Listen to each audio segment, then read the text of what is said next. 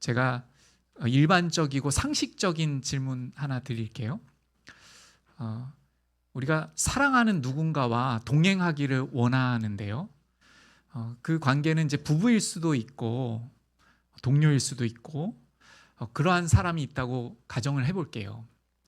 어떤 사랑하는 사람이 있어서 함께 동행하기를 원해요.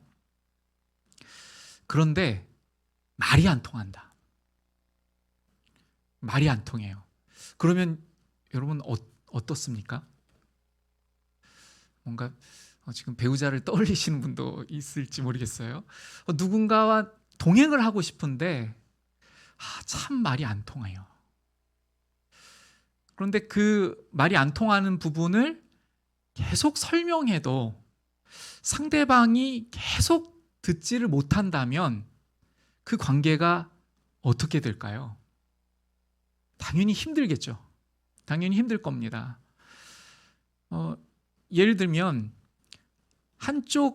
한쪽에서 지금 이야기하고 있는 부분에 대해서 이 부분이 굉장히 중요한 부분이니까 소통하기를 바라고 알아듣기를 바라서 여러 가지로 이야기를 함에도 불구하고 그 말을 듣고 있는 상대방이 잘 들어주지도 않고, 그리고 듣는다고 해도 의미를 알지 못한다면 함께 동행하기가 너무나 어려울 것입니다. 오늘 본문에는요, 마치 이렇게 말이 안 통하고 있는 예수님과 제자들의 관계가 동행하고 함께 나아가야 하는 관계인데, 예수님의 말씀을 제자들이 도무지 알아들을 수 없는 상태에 있음을 우리에게 보여주시면서 시작하는 장면입니다. 다시 한번 18장 1절 좀 보시겠어요? 그때의 제자들이 예수께 나와 이르되 천국에서는 누가 크니까? 이렇게 제자들이 예수님께 묻고 있어요. 여기 병행 구절을 보면요, 제자들이 쟁론을 했다고 말하고 있어요. 무슨 이야기냐면 제자들이 길에서 가면서 서로 누가 큰 자인지를 다투고 자기를 드러내고 이렇게 하고 있다는 겁니다. 근데 생각해 보세요. 지금 예수님께서는 구약 성경에 예언하신 말씀을 우리에게 주시려고 드디어 우리를 죄와 사망으로부터 구원하시려고 사탄의 종노릇하는 우리를 이제 완전히 십자가의 은혜로 구원하여 주시려고 그 십자가로 나아가고 계시는 거잖아요. 그런데 제자들은 누가 큰가 하고 다투고 싸우고 있습니다. 그러니까 예수님께서 나아가시고 동행하는 그 예수님의 길을 전혀 이해하지 못하고, 그래서 예수님께서 하시는 말씀을 알아듣고 있지 못하죠. 다시 말하면 예수님의 마음과 하나가 되어 있지 못해요. 이 부분이 문맥에서도 나타나는데요, 제자들이 능력이 없어요. 우리가 오늘 18장을 읽었잖아요. 17장에 어떠한 부분이 기록되어 있냐면 예수님께서 변화산, 우리가 변화산이라고 소위 부르는 산 위에서 영광스러운 모습으로 변모되시는 그 장면이 있습니다. 거기에서 제자들이 예수님의 그 변화되시는 모습을 볼 뿐만 아니라 성부 하나님의 음성을 들어요. 이는 내 사랑하는 아들이요, 이렇게 말씀하시면서 너희는 그 예수님의 말을 들으라, 이렇게 말씀하세요, 예수님께서. 그런데 얼마나 예수님의 말씀을 예수님께서 말씀하여 주시는 대로 못 듣고 있으면, 즉 동행하지 못하고 있으면 예수님께서 주시기 원하시는 능력이 제자들에게 없습니다. 그래서 귀신 들린 자를 데리고 나와서 고쳐주시기를 그렇게 바라며 나왔는데 제자들이 고칠 수가 없었어요. 그래서 예수님께서는 믿음이 없음을 말씀하시면서 패역한 세대여 이렇게 말씀하십니다. 그러한 문맥 가운데 오늘 18장이 시작되고 있어요. 다시 한번 오늘 우리가 바라보려고 하는 관점을 좀 나눠볼게요. 마태복음 18장의 관점에서는 제자들은 예수님의 말씀을 제대로 알아듣지 못하고 있죠. 그러니까 예수님과 소통이 잘 되고 있지 않아요. 소통이 제대로 되고 있지 않다는 것은요, 우리가 앞서서 말씀드렸듯이 한 사람은 굉장히 중요한 문제라고 말하고 한 사람은 이것이 굉장히 심각한 문제라고 말하는데 그 상대방 쪽에서는, 그걸 듣고 있는 쪽에서는 그것이 별로 심각하지 않거나 중대한 문제로 여겨지지 않을 때 서로 소통하지 못하고 마음이 하나 되지 못하는 것을 우리가 알 수 있잖아요. 지금 바로 그렇습니다. 이 부분이 어떠한 문제가 제자들에게 있었는지를 좀 살펴볼게요. 예수님께서 누가 큰 자인지를 묻고 있을 때 2절에 한 어린아이를 불러 그들 가운데 세우세요. 여러분, 예수님께서 말로만 하지 않으셨어요. 지금까지 어린아이와 같이 겸손한 자가 되어야 한다는 것을 말씀하셨었거든요. 전에도요. 마태복음 5장에서도 심령이 가난한 자를 분명히 말씀하셨어요. 그런데 어린아이를 데려다가 못 알아듣고 있는 제자들 앞에 세우시고 말씀을 하셔요. 저는 이 구절들이 어떻게 해서든지 예수님께서 알려주시려고, 그러니까 사랑의 마음으로요, 제자들을 깨우쳐 주시려고 지금 어린 아이까지도 데리고 오셔서 말씀을 시작하시는 거예요. 어떻게 말씀하시냐면 이렇게 말씀하세요. 3절에 보시면 진실로 너희에게 이르노니 너희가 돌이켜 어린 아이들과 같이 되지 아니하면 결단코 천국에 들어가지 못하리라. 먼저 마태복음 18장 현재로서의 제자들의 상태를 말씀하시기 시작하십니다. 마태복음 18장의 제자들의 상태는 어떠한 상태입니까? 돌이키지 아니하면 천국에 들어갈 수 없는 상태.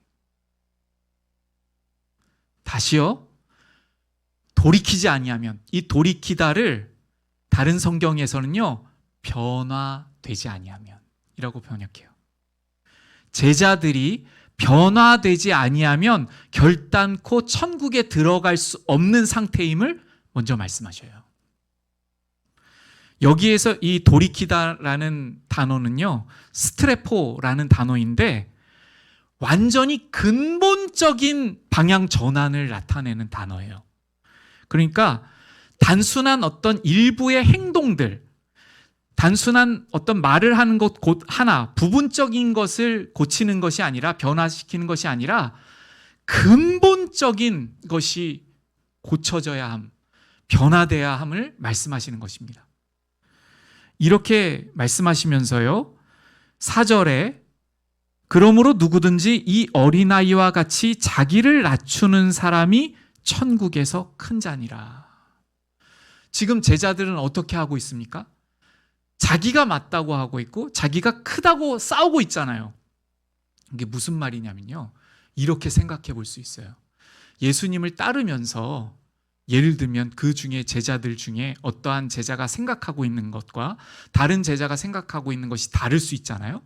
그러면 그 자기의 생각을 옳다고 여기면서 내가 더 크고 우월하다 이렇게 이야기를 하면서 견주어 말하고 비교해서 말하고 하면서 누가 더 인정받고 누가 더 큰 자리를 차지할 것인가에 대해서 관심 있어 하고 그렇게 지금 나아가고 있다는 거예요. 지금 예수님께서 말씀하여 주시고 있는 이 겸손한 상태하고는 전혀 다르죠. 여기서 보시면 이렇게 말씀하시잖아요. 이 어린아이와 같이 자기를 낮추는 사람.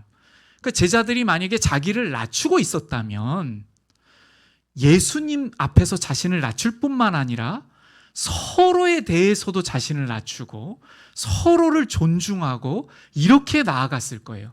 그런데 서로 앞에서 자신을 지금 높이고 있는 그러한 상태입니다. 이렇게 지금 어린아이에 대해서 말씀을 하시는데요. 제자들이 이 심각성에 대해서 잘 알아듣지 못합니다. 우리가 그것을 어떻게 알 수 있냐면요. 6절의 설명을 보면 알 수 있어요. 6절을 한번 보세요. 6절. 누구든지 나를 믿는 이 작은 자 중 하나를 실족하게 하면 차라리 연자 맷돌이 그 목에 달려서 깊은 바다에 빠뜨려지는 것이 나으니라. 이렇게 말씀하고 있어요. 자, 보세요. 지금 마태복음 18장 이 시점에서의 제자들의 상태는 예수님 앞에 자신을 낮추고 나오는 자들 앞에 걸림이 될 수 있는 그러한 상태라는 겁니다. 그런데 그러한 상태인 자신들의 모습을 심각하게 받아들이지 못해요. 자, 여러분 한번 생각해 보세요. 여기서 예수님의 설명을 우리가 집중합시다. 그럼 여러분, 예수님께서 이렇게 말씀하시지 않아요. 얘들아, 마음을 낮추고 나에게 나오는 자들을 실족하게 하는 일이 있는데 이거 정말 무서운 문제고 심각한 문제야. 이렇게 말씀하시지 않았다는 거예요. 제자들한테. 어떻게 제자들한테 설명하고 있으시냐면 제자들이 알아들을 수 있는 그 무게가 느껴질 수 있는 방법으로 설명하세요. 그 설명이 무엇이냐면 연자맷돌이에요. 여러분, 연자맷돌 아세요? 연자맷돌 아시는 분도 있고 모르시는 분도 있으실 텐데 사진을 제가 준비했어요. 사진 한번 보여주세요. 네, 연자맷돌. 여러분, 크기가 좀 가늠이 되실까요? 크기 잘 가늠이 안 되죠. 옆에 비교할 게 없으니까. 또 다음 사진도 보여주시겠어요? 저렇게 생겼고, 네, 요거는 좀 가늠이 되시죠. 크기가. 주로 나귀가 돌렸다고 해요. 저 윗부분 있잖아요. 윗부분. 이 윗부분 돌아가는 부분, 이렇게 부분이 작은 것이 150kg, 큰 것은 무게가 300kg 정도 됐대요. 저 아래판 있잖아요. 아래는 1톤 정도 됐다고 해요. 그래서 사람도 돌리기가 어려우니까 이제 나귀가 돌리기도 하고. 여러분, 이 맷돌을 삼손이 돌렸었잖아요. 기억하시는 분도 계시겠죠? 이 맷돌의 이미지를 제자들이 알고 있기 때문에, 그 무게를 알고 있기 때문에 이 연자 맷돌을 빌어서 제자들에게 마음에 와닿을 수 있도록 설명하시는 거예요. 이게 얼마나 큰 문제인지를. 제자들은 이제 가버나움에 살았던 제자들도 있었거든요. 이 가버나움에서 고고학자들의 의견에 따르면 이 가버나움에서 이 연자맷돌을 만들어내는 공장이 있었대요. 이 돌들이 그 지역에서 이제 나오기 때문에 연자맷돌을 만드는 거죠. 그러니까 이 제자들은 잘 알 수 있는 거예요. 그리고 연자맷돌이 당시에 사는 사람들에게는 너무 필요한 물건이었기 때문에 이 비유가 제자들에게 잘 와닿을 수 있는 그러한 표현이셔요. 그러니까 이 부분을 그러면 우리 다시 한번 생각해 볼게요. 예수님께서 이렇게 말씀하시는 거예요. 제가 그 앞뒤로 만약에 저의 관점에서, 제가 지금 묵상하는 관점에서 설명을 하면요, 사랑하는 내 제자들아, 3년 동안이나 함께 하면서 마음이 낮아야 함을 그토록 많이 이야기를 했는데 지금 그것이 얼마나 생명 같은지를 모르고 있다. 그래서 너희들이 지금 높아지는 것에 관심이 있고 나와 같이 동행하는 것이 마치 세상의 문제를 푸는 것으로 이해하고 있다. 그런데 나와 같이 동행하려면 죄가 무엇인지를 알아야 한다. 이렇게 말씀하시는 거예요. 그 죄 중에요, 지금 말씀하시는 죄는요, 예수님 앞에 자기를 낮추는 자들을 걸려 넘어지게 하는 죄에 대해서 말씀하세요. 이 부분을 한번 같이 생각해 볼게요. 예수님 앞에 자기를 낮추는 이 어린아이 하나를 실족하게 하는 자라고 말씀하시잖아요. 이게 얼마나 큰 문제인지를 제자들은 모른다는 겁니다. 그런데 이 부분이 무엇인지를 생각해 보겠습니다. 자, 여러분 보세요. 자신을 낮추는 사람이니까 당연히 자기를 의지하지 않고 주님을 의지하고 하나님의 말씀을 의지하는 사람일 거예요. 그러면 자신을 낮추었기 때문에 자신의 생각보다는 주님의 생각을 믿음으로 그 주님께서 말씀하여 주시는 말씀을 붙들고 어떻게 해서든지 나아가 보려고 하는 그러한 사람을 이 작은 자로 우리는 보면 될 것 같습니다. 꼭 우리의 신체적인 부분이 어린 사람만을 의미하는 것이 아니고요. 내가 너무나도 연약하기 때문에, 나는 정말 아무것도 아니기 때문에 그저 주님의 말씀을 의지해서 나아가 보려고 하는 사람, 그러한 사람이 있는데, 그 사람을 넘어뜨리게 하는 죄가 얼마나 크냐면, 만약에 그러한 겸손한 사람을 넘어뜨리는 누군가가 있다면 너희들이 연자맷돌을 잘 아는데 그 연자맷돌을 목에 걸고 바다에 빠뜨려지는 편이 더 낫다 라고 말씀하시는 거예요. 제자들이 와닿을 수 있도록.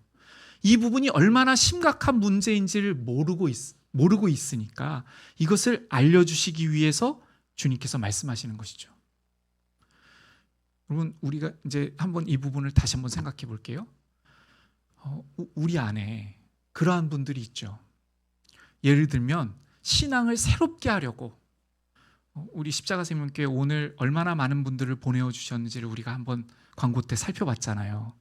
그래서 말씀을 붙들고 새롭게 시작하려고 하고, 또 기도의 자리를 한번 구별해 보려고 하고, 순종하는 삶을 살아보려고 하고, 그리고 하나님의 사랑의 음성을 한번 들어보려고 하고, 그래서 우리 주님께서 누구이신지를 정말 알기를 원하여서 예배의 자리에 나오고 말씀의 자리로 나아가고, 그래서 주변의 사람들도 함께 나아가기를 원하고, 이렇게 하는 마음이 있다고 여러분 생각해 보십시다. 그런데 그러한 영혼들이 나오고 있는데요, 그러한 마음을 실족시킬 수 있는 일이 있다는 거예요. 언제 그럴까요? 제가 이 본문을 묵상하는데 민수기에 기록된 말씀이 떠올랐어요. 하나님께서 가나안 땅을 구별하시고 그 약속의 땅을 주시기로 말씀하시고 정탐꾼을 보내라고 하셨잖아요. 그 정탐꾼들이 가서 그 약속의 땅을 다 정탐하고 돌아옵니다. 그 돌아왔던 정탐꾼 중에서 2명, 여호수아와 갈렙은 주님께서 그 말씀을 이루어 주실 것을 확신하며 나아가요. 여러분 생각해 보세요.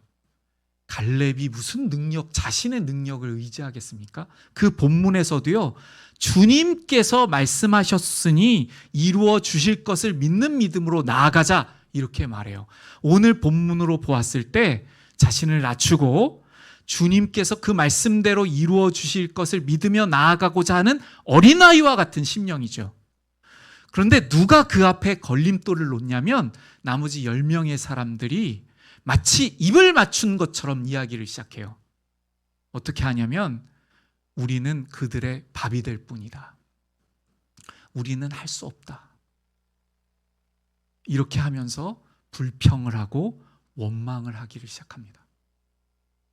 자기가 생각하는 수준에서 이 가나안 땅을 도무지 정복할 수 없다라는 것이죠. 하나님의 말씀과 하나님의 능력을 바라보지 않고 내가 아는 수준에서 할 수 없다라고 말해요. 여러분, 이러할 때에 걸림이 될 수 있습니다.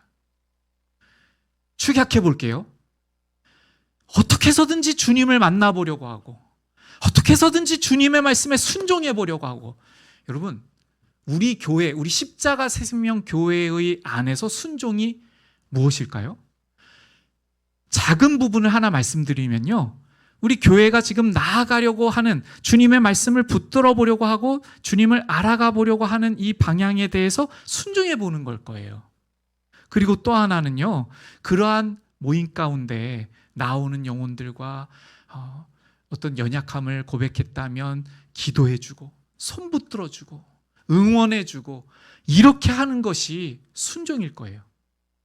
그런데 어떠한 모습들, 어떠한 상황들이 있을 때, 예를 들면 내 마음에 맞지 않다고 해서 불평을 말하거나, 또는 어떠한 누군가가 들었을 때에 그것 때문에 상처를 받는 그러한 이야기들을 한다면, 우리가 이 본문에서 말씀하시는 넘어뜨리는 자가 될 수 있습니다. 그래서 오늘 본문은요, 우리 각 사람이 얼마나 신중하게 세워져야 함을 말씀하고 계셔요. 그런데 주님께서는 이것을요, 우리에게 마치 우리를 어떤 위협하듯이 말씀하시는 것이 아니라 이러한 음성으로 말씀하시는 거예요. 사랑하는 제자들아, 나와 함께 보고, 내가 보는 것을 함께 보고, 내가 가는 방향으로 함께 나아가자.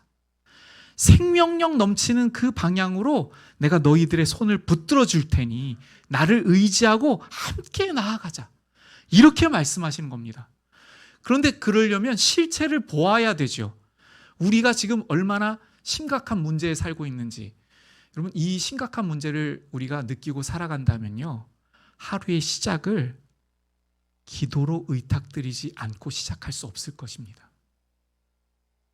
오늘 우리에게 맡겨주신 어떠한 자리로 나아가고, 가정의 자리로 나아가고, 우리 직장의 자리로 나아가고, 많은 곳곳들로 나아갈 텐데, 그러한 자리에서 내가 바로 서 있지 않으면, 내가 주님의 은혜로 충만하지 않으면, 내가 바로 그 걸림이 될 수 있는 그러한 사람이 될 수 있는 우리잖아요. 그러한 우리의 본성의 우리잖아요. 그런데 어떻게 주님 앞에 의탁의 기도를 드리지 않고 하루를 시작할 수가 있어요?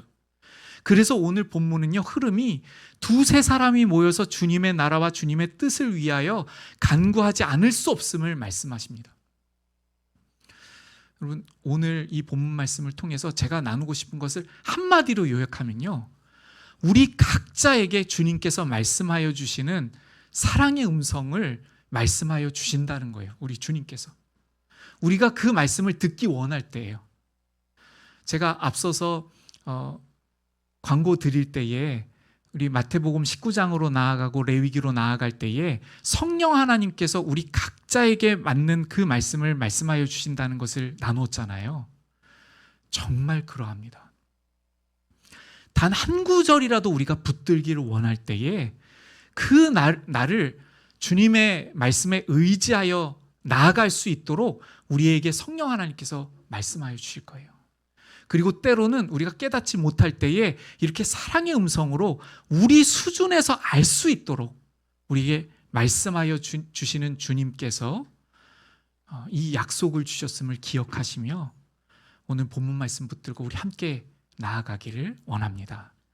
우리 이제 찬양 드리시면서 찬양의 반주에 맞추어서 주님께서 우리를 깨닫게 하시기 위해서 얼마나 절절한 사랑의 음성으로 우리 수준에서 알 수 있도록 말씀하여 주시는 주님인가를 생각하시면서 우리 겸손한 마음으로 주님, 제가 어떠한 상태인지를 주님 깨닫기를 원합니다. 주님, 제가 주님과 동행하기를 원하는데 주님께서 바라보고 계시는, 주님께서 중요하다고 여기시는 것을 저도 중요하게 여기며 따르기를 원합니다. 이러한 겸손한 마음으로 기도로 나아가기를 원합니다.